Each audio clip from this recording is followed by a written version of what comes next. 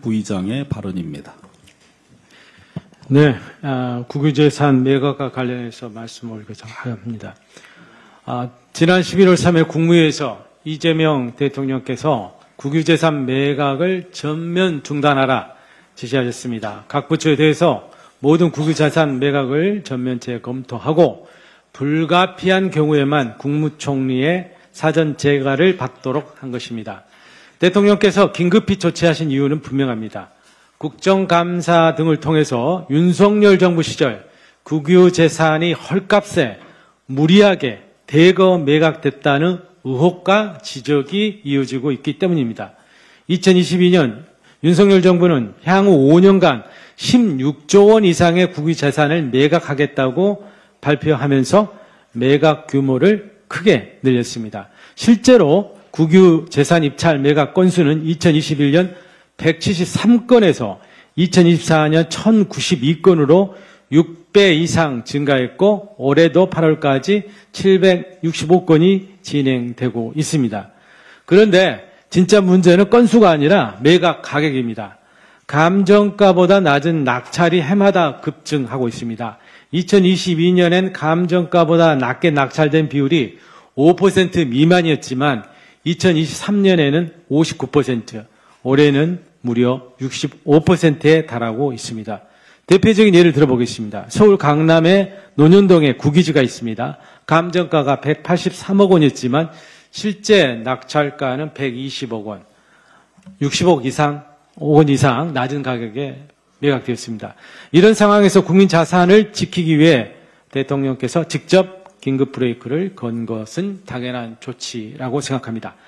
더 심각한 것은 동일 인물이 반복적으로 국유재산을 매입하고 있는 사례가 발견됐다는 것입니다. 2017년부터 24년까지 국유재산을 2건 이상 매입한 사람이 2,324명, 그중 5건 이상 반복 매입한 사람들만도 29명에 달합니다. 게다가 최근 3년 사이에 국유지를 매입한 개인의 비중이 금액 기준으로는 19%에서 27%로 필지 기준으로 해서는 37%에서 48%까지 급증하고 있습니다. 국유지가 민간으로 그것도 특정 개인에게 집중되고 있다는 사실은 더는 외면할 수 없는 것입니다. 이러한 국유재산 관리의 난맥상에는 수의계약 제도의 남용이 자리 잡고 있습니다. 2017년부터 24년까지 국유재산 매각의 91%가 수의계약 방식으로 진행되었습니다.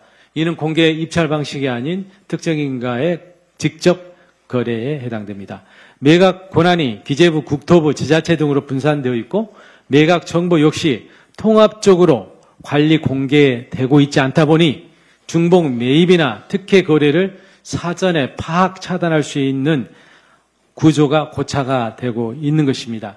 KDI가 2020년에 발표한 한 정책 보고서에 따르면 국유지가 민간보다 평균 18에서 23% 낮은 가격에 매각되고 있고 특히 수의계약은 감정가 대비 평균 20% 낮은 가격에 거래되고 있다고 밝혔습니다. 이번 기회를 통해서 국유재산 매각 시스템을 전면적으로 개편해야 하겠습니다. 제도 개선의 전환점으로 삼아야 하겠습니다.